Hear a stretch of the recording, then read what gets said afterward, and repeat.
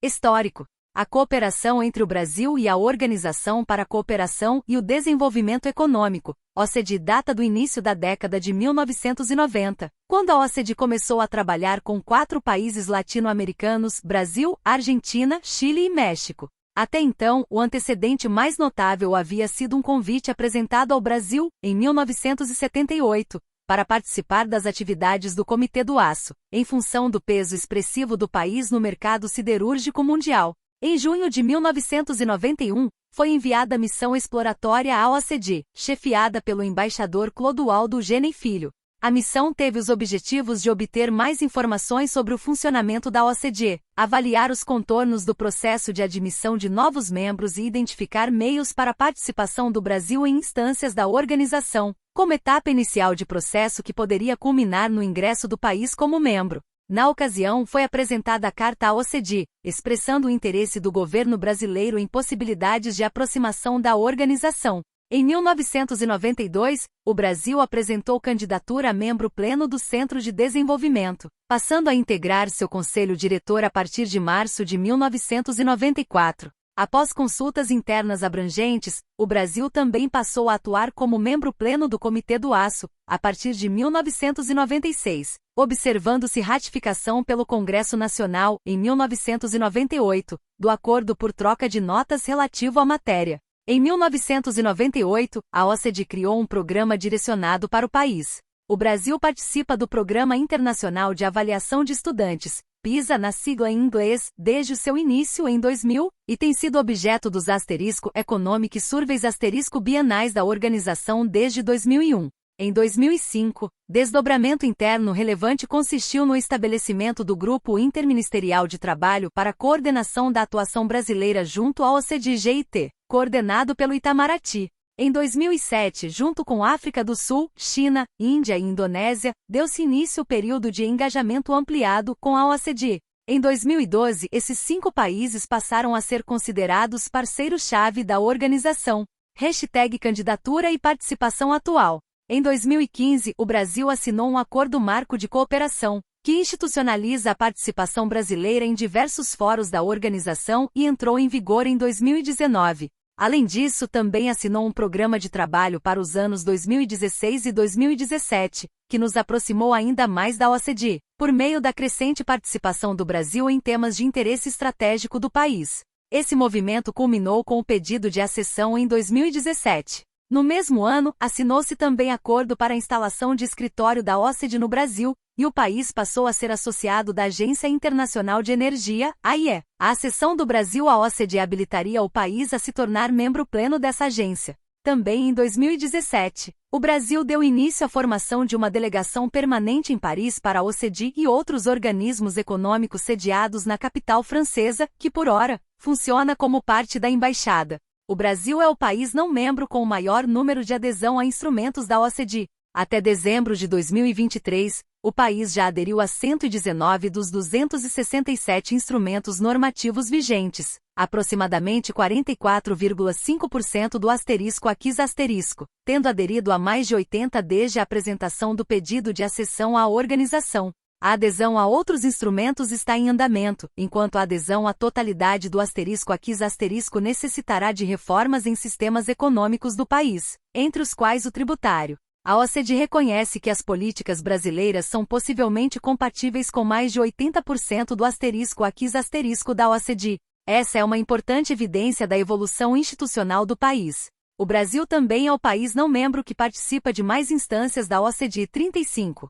O país participa da organização com status de associado ou participante em comitês e fóruns de trabalho que envolvem os mais diversos temas: comércio, investimentos, defesa da concorrência, agricultura, segurança e economia digital, incluindo, por exemplo, o Comitê do Aço, o Fórum Global Tributário, a AIE e o Grupo de Trabalho sobre Suborno em Transações Comerciais Internacionais. Em 2019, o Brasil registrou-se para participar de quase 400 reuniões da OCDE em variados temas, o que aumentou nossa familiaridade com a agenda e facilitou a convergência. Em 2020, o Brasil aderiu ao Fórum Internacional de Transportes, IFT na sigla em inglês, da OCDE como membro observador e, em maio de 2023, tornou-se membro pleno. Em 2019, foi instituído o Conselho Brasil-OCDE, coordenado pela Casa Civil, para acompanhar o processo de acessão do país à organização.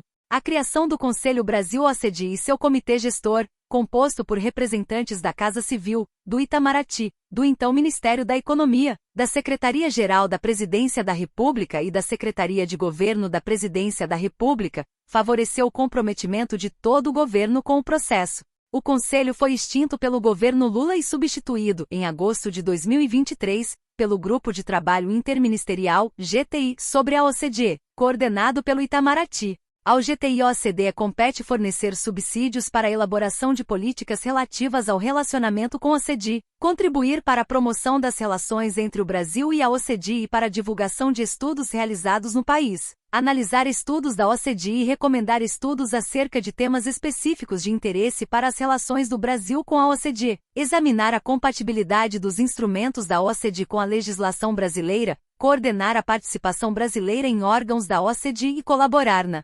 organização de eventos da OCDE no Brasil e em outras iniciativas da OCDE que sejam de interesse do país.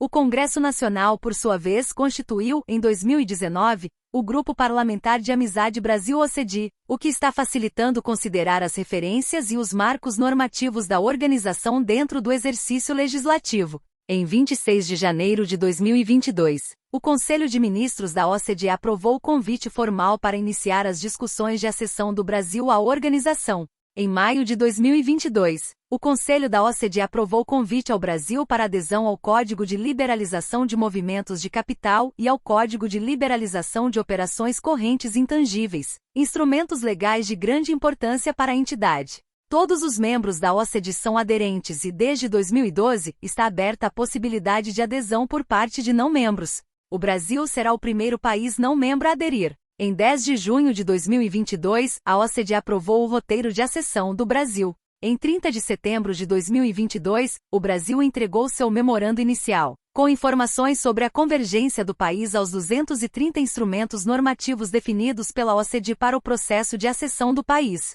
Em junho de 2023, o chanceler Mauro Vieira participou da reunião do Conselho da OCDE em Paris. Também se encontrou bilateralmente com o secretário-geral da organização, que manifestou interesse em visitar o Brasil e convidou o país a participar do fórum lançado pela OCDE em matéria de meio ambiente e mudança do clima. O ministro Mauro Vieira participou da cerimônia de abertura do Conselho e também do painel Resiliência Econômica, Políticas Comerciais para Crescimento Resiliente e Inclusivo. Durante sua intervenção, destacou a sustentabilidade ambiental e a inclusão social como eixos de atuação do governo brasileiro a partir da posse do presidente Lula. Pontos positivos da acessão. O principal ponto positivo, em termos domésticos, da acessão brasileira à OCDE seria o impulso à agenda de reformas e modernização da economia brasileira em curso, por meio do aperfeiçoamento regulatório e da melhoria da gestão governamental, ambos contribuindo para a redução do chamado custo Brasil. Quanto ao aperfeiçoamento regulatório, trata-se de dar maior estabilidade e previsibilidade do quadro regulatório brasileiro, por meio do alinhamento com as boas práticas internacionais em políticas públicas e regulação, o que resultará em melhoria do ambiente de negócios e maior atratividade aos investimentos internacionais. Quanto à melhoria da gestão governamental, trata-se do fortalecimento e da modernização institucional, por meio da aceleração das reformas estruturais, com vistas ao aumento da eficiência, transparência e accountability diante de problemas de corrupção dos órgãos de governo, o que contribuirá para maior racionalidade e eficiência das políticas públicas brasileiras com base nas melhores práticas internacionais.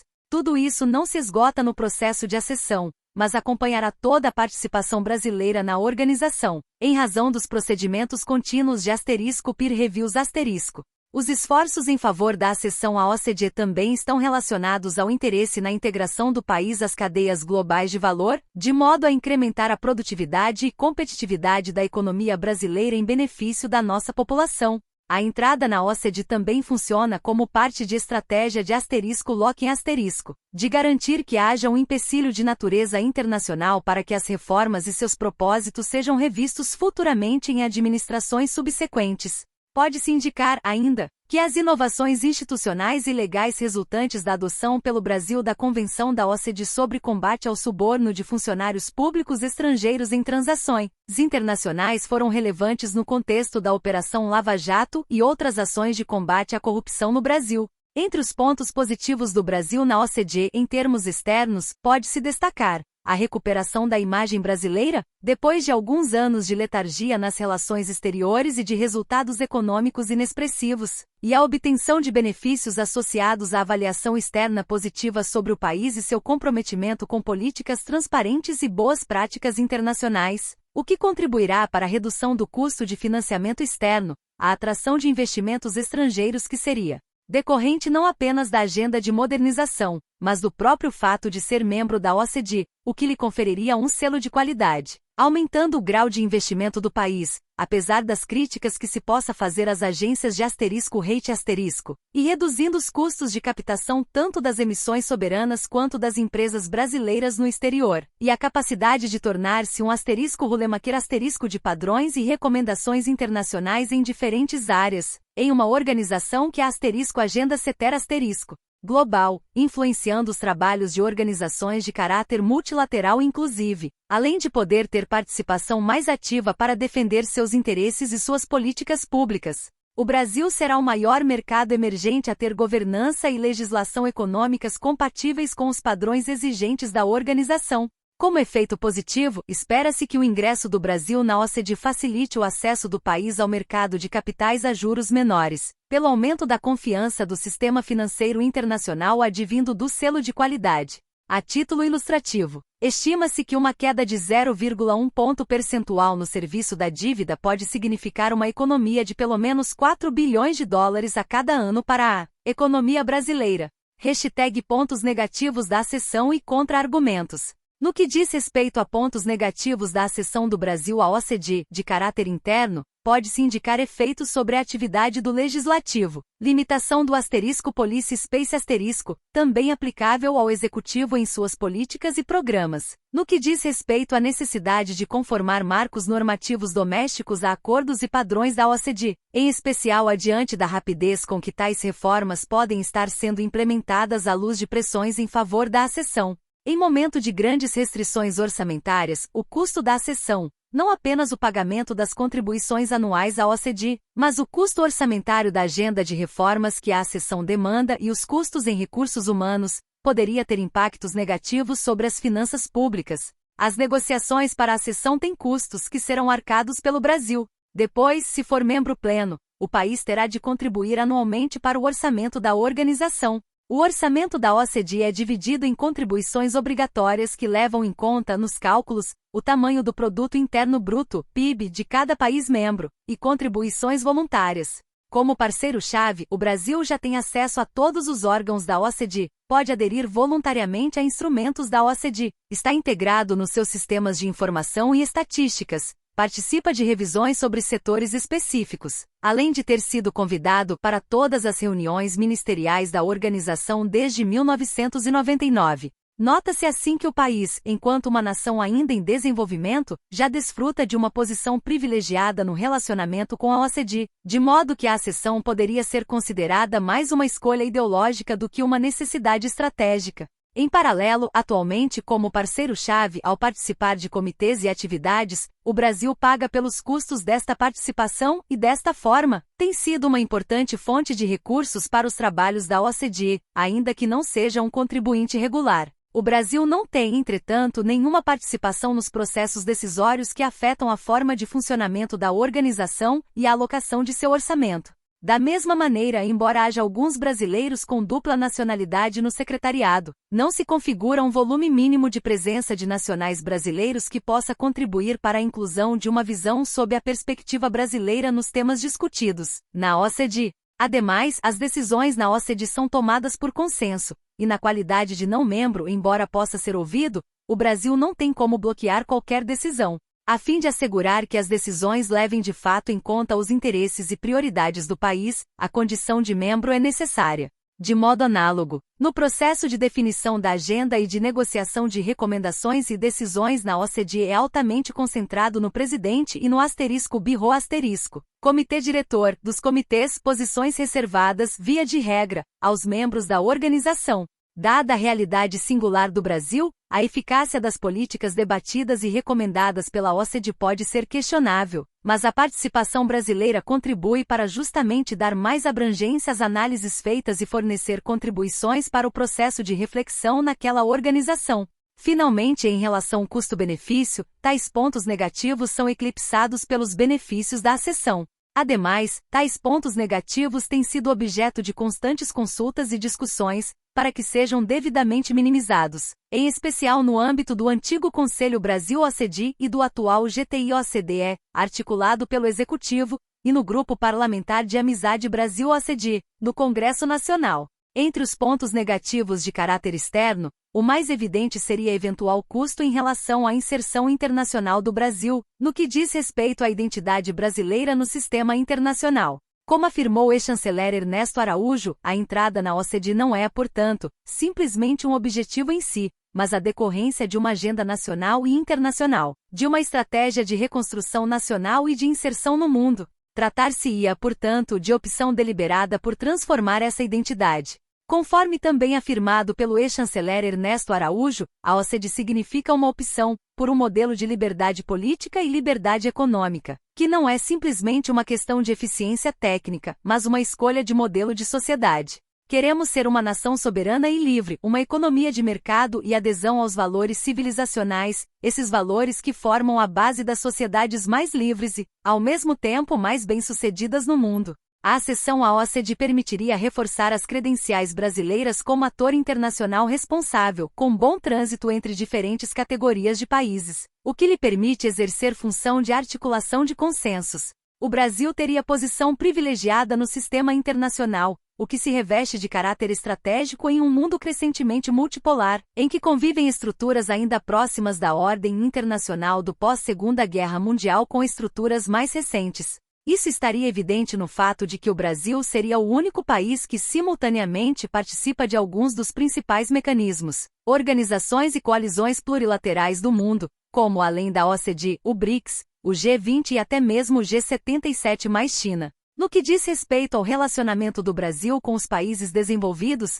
a acessão é oportunidade para adensá-lo e para fortalecer iniciativas de cooperação e de comércio e investimento que se estabeleçam em bases mais equitativas, muito embora o conjunto dos membros da organização venha paulatinamente perdendo poder relativo no sistema internacional em razão da reascensão de China, Índia e Rússia. Em relação ao papel de liderança no mundo em desenvolvimento, a acessão à OCDE não significa que o Brasil automaticamente renuncie ao status de país em desenvolvimento, nem significa que deva deixar o G77 mais China. O Chile não o fez, por exemplo, ainda que o México o tenha feito. Ao mesmo tempo, é um indicativo de que o Brasil deseja assumir proativamente uma postura compromisso inequívoco com o desenvolvimento e deseja superar a condição de país em desenvolvimento, emergente e efetivamente emergir, promovendo as reformas necessárias para tornar-se um país desenvolvido e assumir as responsabilidades que lhe cabem nesse processo. Em termos regionais, o Brasil viria não apenas a somar-se ao grupo de países da América Latina já membros, mas, de fato, ocupar espaço condizente com o peso de maior economia da região, sem que se possa dimensionar com clareza eventuais impactos sobre o relacionamento bilateral com os latino-americanos e caribenhos, tanto membros quanto não membros. A acessão não estaria, contudo, isenta de riscos no que diz respeito ao papel de articulação de consensos com diferentes grupos de países, uma vez que poderia ser interpretada por outros parceiros como os do BRICS, como uma decisão brasileira de afastamento deles. Há outros dois pontos negativos associados ao processo: a renúncia ao tratamento especial e diferenciado, TED, em negociações correntes e futuras na Organização Mundial do Comércio, OMC, que teria sido uma pré-condição do governo dos Estados Unidos, sob Trump para estender seu apoio à candidatura brasileira, e impacto sobre os parâmetros de cooperação internacional, área em que o Brasil possui reconhecida expertise. Quanto à renúncia ao TED em negociações na OMC, ressalta-se que o Brasil resguardou, naquele momento, seu status de país em desenvolvimento, também na OMC, ao mesmo tempo que buscou alinhar as negociações internacionais à nova realidade contemporânea, em que a tradicional clivagem entre países desenvolvidos e em desenvolvimento não mais deve resumir-se às diferenças entre direitos e obrigações internacionais. Para o governo Bolsonaro, cada membro da OMC deveria contribuir, nas múltiplas agendas, na medida de suas responsabilidades, para problemas que se busca corrigir, e capacidades independentemente do nível de desenvolvimento.